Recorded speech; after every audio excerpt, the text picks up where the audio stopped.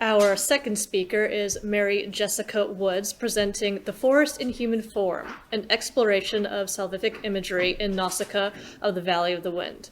While she spends most of her time, this is Mary Jessica Woods, not Nausicaa, most of her time mentally traveling to distant worlds and alien planets, she has been known on occasion to return to Earth to write her debut science fiction novel, Markmaker, and to publish her nonfiction in America Magazine, Catholic World Report, and First Things. Mary?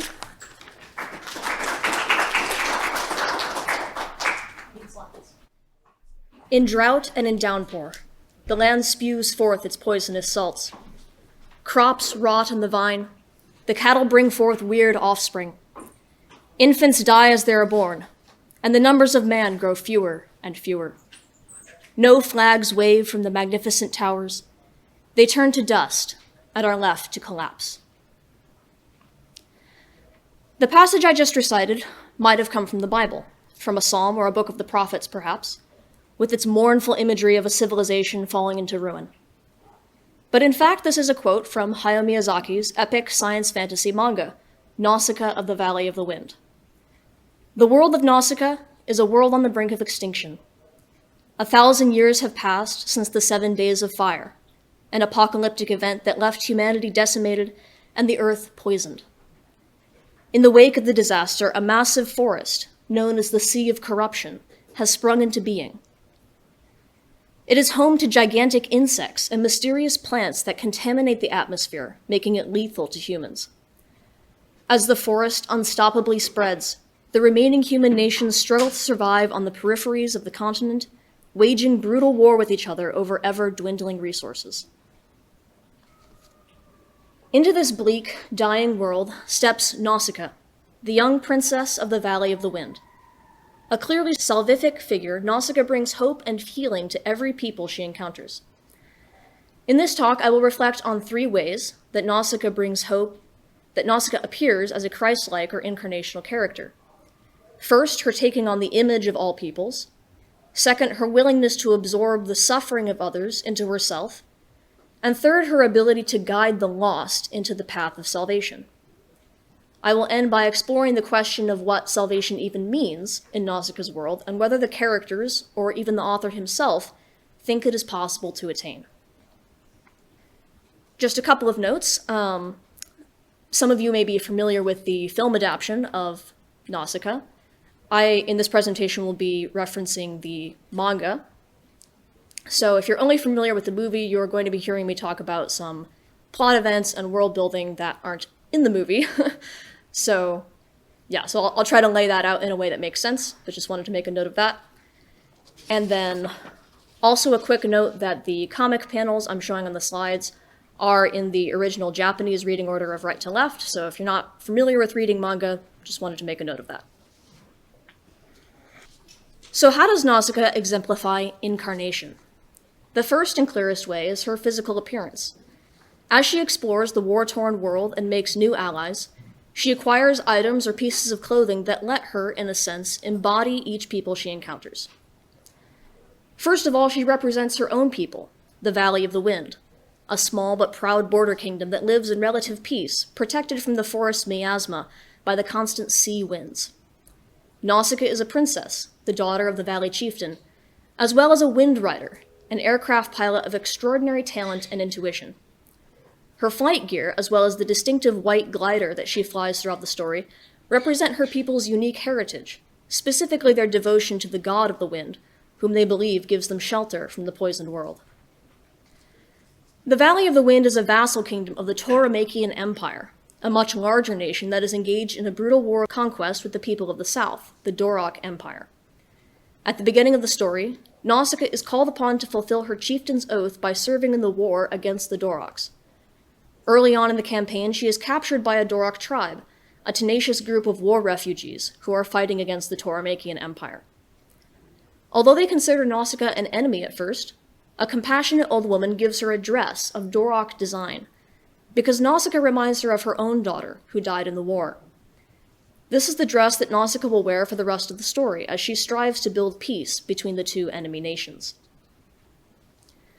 Perhaps the most significant image that Nausicaa takes on, though, is not a symbol of a human nation at all. but a symbol of the forest. During the initial campaign against the Doroks, Nausicaa learns that the Dorok army plans to use the Omu, the greatest of the forest insects, as a weapon. By capturing and torturing an Omu larva, the Doroks enrage the Omu herd into a devastating stampede, which they hope will wipe out the invading Toromachian army. Nausicaa intercepts the Dorok soldiers, rescues the injured larva, and is able to halt the stampede. During this rescue, Nausicaa's clothes, the dress that she was given by the old Dorok woman, is soaked in the young Omu's blood and dyed a vibrant blue color. This turn of events ends up fulfilling an ancient Dorok prophecy about a blue-clad one who will be a savior to humanity. Throughout the rest of the story, it allows people to recognize her as a figure of hope and change. Nausicaa herself reflects at one point on the different images that she has taken on. Quote, "A girl from the Valley of the Wind puts on a Dorok dress dyed for her by the Omu and prepares to depart in a Toromachian warship. Isn't it strange? I can't help but feel that I'm not alone. It's as if all these people are watching over me." But these tokens she wears are not mere mementos of the people who care for her. By carrying these symbols, Nausicaa has actually become each of these people in a way, taking on their images and identity. She must become all peoples in order to redeem all peoples, a redemption that can only be found by descending into suffering.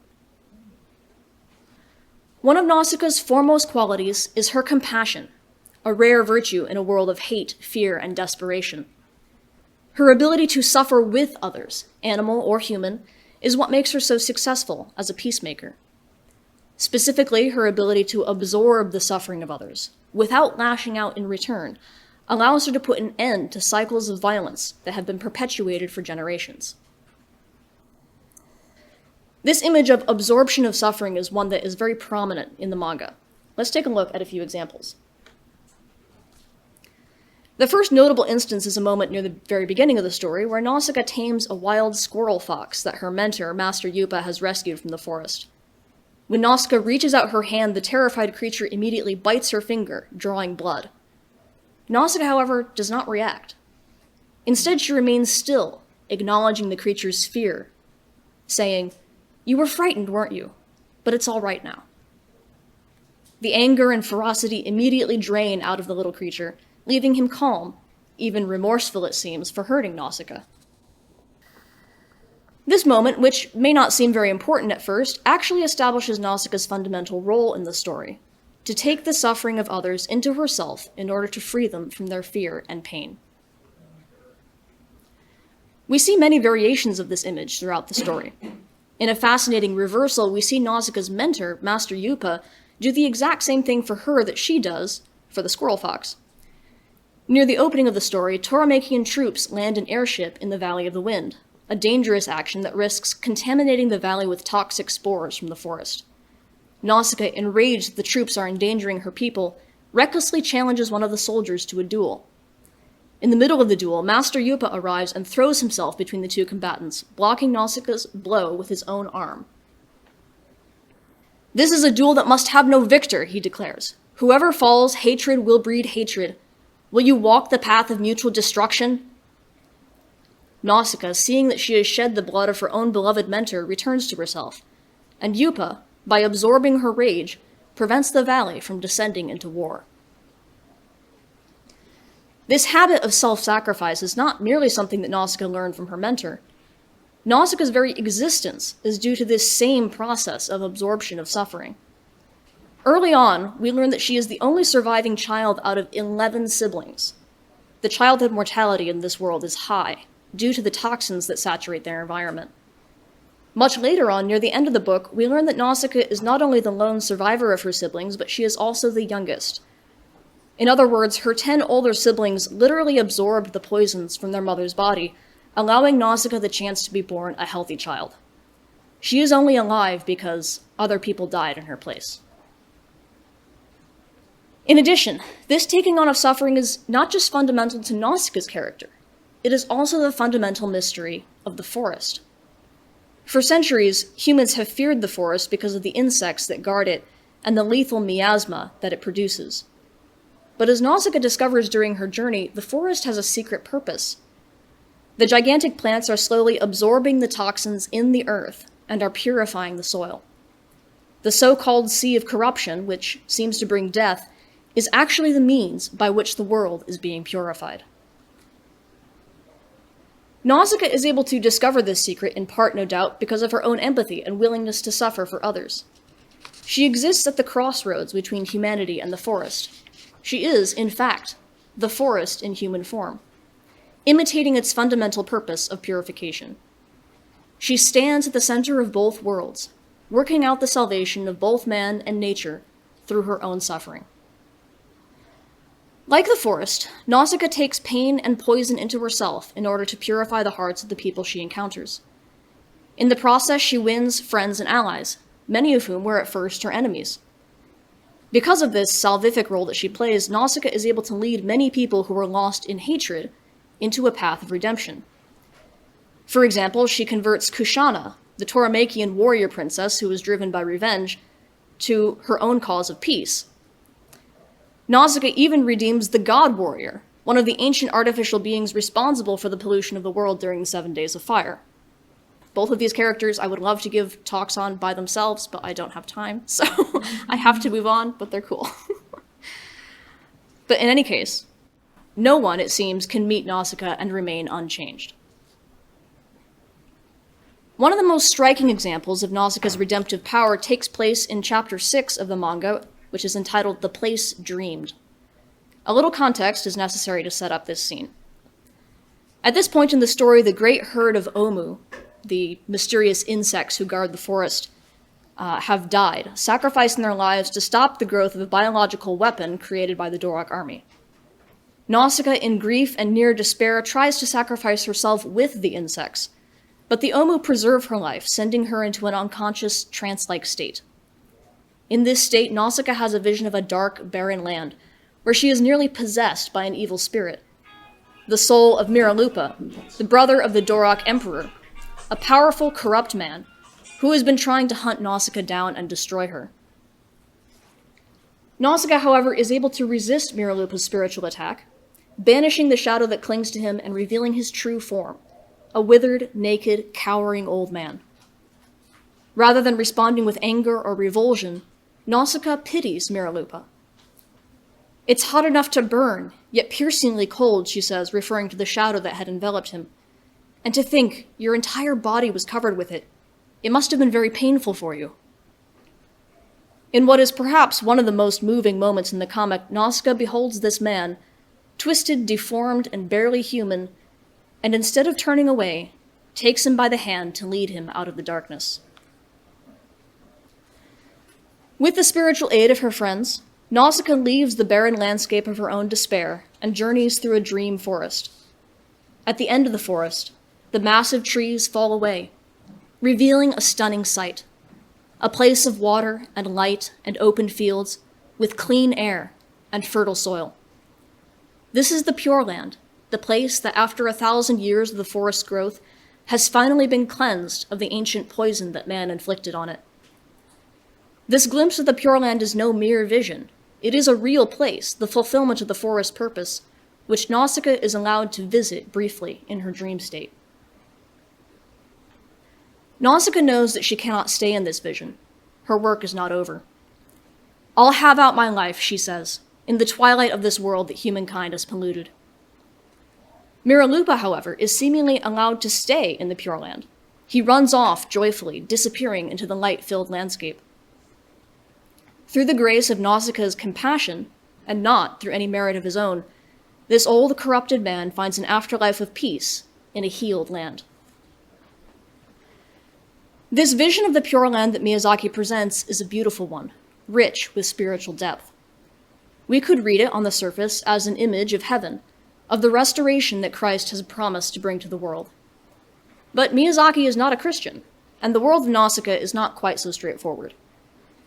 The end of the manga leaves us with seemingly irreconcilable problems around the question of salvation, problems which, nevertheless, may still point to a transcendent truth. In the final chapters of the manga, Nausicaa discovers two crucial secrets about the history of her own world. The first is that the forest and the Omu, which have been presented throughout the story as mystical, otherworldly, and even divine, were in fact genetically engineered by ancient humans for the purpose of purifying the earth.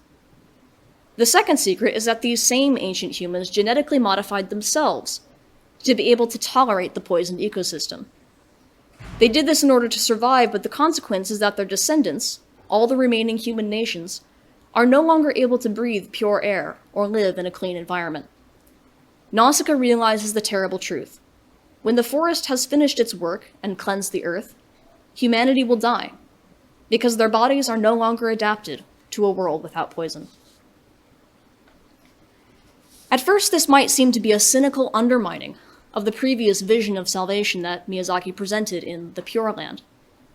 But I think we can actually view it as a beautifully nuanced representation of original sin. Humanity can't save itself. We never will find salvation in this life by our own efforts. Nausicaa, for all the salvific imagery that she embodies, is still only a human and cannot solve this intractable problem. The fact that Miyazaki does not ultimately resolve this question, I think, points to a deep, intuitive understanding of spiritual truth, that man requires some power beyond himself to restore his corrupted nature. Nausicaa herself reaches for this truth in a beautiful reflection near the ending of the manga. She says, quote, "Something inside me calls out passionately to the landscape that I saw, the end of the sea of corruption. The world is beginning to be reborn. Even if our bodies cannot tolerate that purity, even if the moment we are exposed to it we spew blood from our lungs, just as the birds migrate across the land, we shall live and live again. Are we supposed to believe that those who planned the reconstruction of the world could have predicted the actions of the Omu? I don't think so. Something inside me is telling me passionately that that isn't true." Even after she has been told that the forest is the work of human beings, Nausicaa senses intuitively that some greater power is at play. Although she never names it as God or providence, at least not in the Christian understanding of those terms, that yearning certainty for restoration remains powerfully present. Even though this yearning is never quite answered in the story itself, I think we can recognize it for what it is: a willingness to trust in the mysterious workings of salvation, to await the final purification of the world, which we, like Nausicaa, have dreamed of for so long.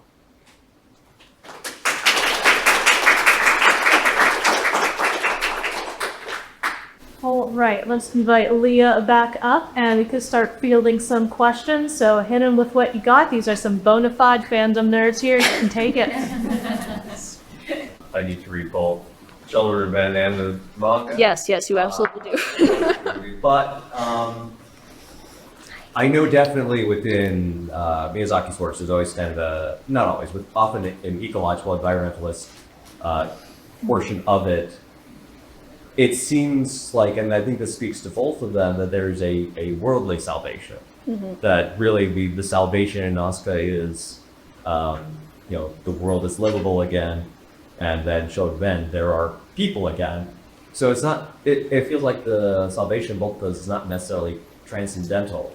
So I don't know where to go with that, but that's what I've got. Yeah, there definitely is, you can read it that way. And I think that, so I'm like gathering my thoughts here. You can definitely read it as sort of the worldly salvation that you're talking about. But I kind of feel, especially in some of those last quotes that I read, where there's just this yearning for something else. It's like, we know this isn't the solution, but there's still this beautiful transcendent vision. I think that was particularly interesting with the sequence with Miralupa in the vision. Like, he's already dead at this point in the story. She's just interacting with his soul, essentially. Mm-hmm. But he gets to stay there. So what does that mean? So it's like, okay, this clearly isn't just a vision of a world where, humans get to live again. It's like, this is something more. I don't know, that was my reading of it, that it was just like, there's sort of a reaching for something more, even if you can't quite get there within the actual worldview. So it seems like the Onu and Luke, the father of Julian's child, play a transitory vessel first combination. They kind of have similar themes. What exactly do you think the Onu and Luke represent in biblical terms? Like, what would they be exactly? Yeah, for the Omu, that's a really good question. I had not thought about like trying to find the biblical equivalent or what role they sort of play in the salvation story, but they do provide they sort of end up being Nausicaa's guide to the mystery of the forest, because she loves the Omu. She's like fascinated with them and sort of their beauty and trying to understand them. So it's in trying to understand the Omu that she eventually learns what the forest is for. So they sort of play, I guess, in a similar way, kind of that, prophetic role in a way, sort of leading her. But even they're just doing it out of their own instinct. They're just doing what their instinct is sort of compelling them to do in protecting the forest. So yeah, so I'd have to think more about sort of a biblical equivalent, but that is the role that they play in the story. I have a question about Nausicaa. It seems like it has a lot of Buddhist influences. Like I don't know a lot about it, but I know that Pure Land Buddhism is a school of Buddhism that's reincarnated in like a not corrupt world or something. So as as Christians, how do we really take this story and its messages being coming for such a different philosophical and Yeah, it definitely is different philosophically. That was one thing I wish I had more time to research, like Miyazaki's actual views or understanding of sort of the story, because in other parts of the comic that I wasn't able to talk about, you definitely get more of that, like clearly just animist philosophy, sort of the whole world is divine, life is divine. So that is very clearly stated at different points in the comic. So it is very obviously not a Christian viewpoint. But I don't know, I thought it was just a really beautiful representation of a world that is so broken, like is literally poisoned down to its roots. And the solution to this, the purification, it's so far in the future that no one who's alive at the time of the story is going to experience this. So it's basically, this unattainable afterlife essentially for everyone. So I kind of thought even it's sort of almost this, this pre-Christian understanding of like, the world's really broken and we don't know how to fix it and we're all gonna die. What do we do? So I think it's just a really beautiful wrestling with that whole question. And even at the very end of the story, we've sort of won, the bad guys are defeated, but we still have sort of this impending, doom. Like, everyone's gonna die someday because of, like, the earth is still polluted, and when it's not polluted, the rest of us will die because we're still polluted. It's just like, it's sort of the question where the only answer is the actual incarnation. And because that isn't in the view of the story, it just ends on this question mark. But I think that's where we can come in and see it as, okay, we actually know the answer. Yeah, so I think that would be my take on that. In light of that, would you say Nausicaa is almost more like Moses? I could see that. Yeah. Given a vision of a future That she promised can't have for land? herself. Yes. I like that. Yeah, I could definitely see that. So I actually didn't know there was a manga version. Yes. I didn't know there was a manga until like a year and a half ago, so that's why I wanted to talk about it, because no one knows about it. We'll have to check it out for sure. It's so good. Of just the anime. There's like scene at the end where Nausicaa like almost seems like sacrifice herself to the Amui. And it seemed to me like that was like a sacrifice, like a sacrificial like way, just almost like purification for her. Yeah.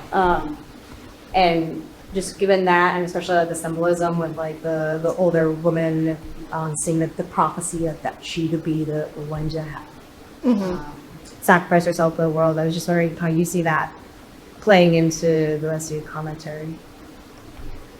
The comments on the sacrificial part specifically. Like, is that like her take with them? I think it definitely fits in. Yeah, she's definitely this. One of the things I was thinking about is she starts out as this relatively innocent or unexperienced person. You know, the upbringing that she's had, both as, you know, a princess, sort of the leader of her people, kind of privileged, but also in this protected place. Like, for the world, the place where she grows up is very protected and safe, relatively speaking. So when she actually goes out to war for the first time and starts, you know, facing the horrors of the world around her, like, we progressively see that burden taking more and more of a toll on her, and her trying to, like, she does have to make sacrifices. She is definitely, you know, a more broken person at the end than at the beginning, and she has to continually, like, find strength in, like, this vision of the future and in the hope and support that other people give her. So she definitely makes a massive sacrifice of herself by taking all this pain into herself. But there are also points in the story, specifically that part I was talking about, kind of this vision of the dark, barren land. Like, that is very clearly stated in the story. She is in her own despair right now. She has to face it.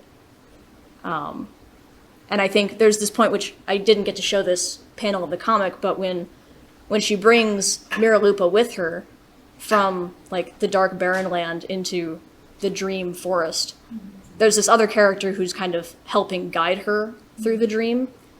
And he says, oh, like, you can't bring him, he belongs to the darkness. And she says, that darkness was in my heart. It's part of me too. So I'm bringing him anyway. So she definitely has to wrestle with, like, she's not divine. She is human. She does have this heritage of pollution and, like, coming from a cursed people. So there's obviously, you know, some parallels with Christ and incarnation, but again, sort of a pre-Christian view. So she's very much human and recognizes her own weaknesses as well. What do you think influences Nausicaa and Julian's humility and proclivities towards mercy in very, very apocalyptic worlds? I mean, you think of Nausicaa and the nature scenes they're trying to get, seeing Julian, I mean, everything just upside down. I mean, how do they kind of attain that Marian or Christ-like, you know, continually showing mercy, humility, following God path, or I guess the Buddhist path? Like, how that would be a struggle for me, is that, or something of a world, you know, like free will or something. Yeah, I think for Nausicaa, I mean, in some ways it's not really explained why she is the way she is. Like, everyone just kind of recognizes that she has a gift that's very remarkable in this world. But I think some of it we can see comes from her upbringing. I mean, I mentioned her mentor, Yupa, who also has this proclivity to, you know, even though he's renowned as the best swordsman in basically the entire continent, he uses his powers, he uses his abilities to make peace, to stop fighting. So I think she probably learned some of that from him. And then, again, kind of being raised in this more protected home. One really interesting parallel, which I didn't really get to talk much about, is Nausicaa and Kushana, the Toramakian princess, are actually very similar in many ways. Like, in terms of personality, they have a similar, like, passion for justice and, you know, desire for what's good and right. But Kushana was raised in this backstabbing, corrupt royal family who was trying to kill her. So she understandably becomes very hardened and, you know, sort of just out of necessity. And Nausicaa was raised in this actually, you know, protected valley with a real family and people who cared about her. So she was like given the opportunity to show mercy. So I think we can relate some of it back to that, certainly. Right, do I have any more questions? Well, if you come up with any later, they're gonna be here all day. Mary is even stepped behind the booth, so you I am. Talk to me. And thank you all for being here. I really enjoyed these.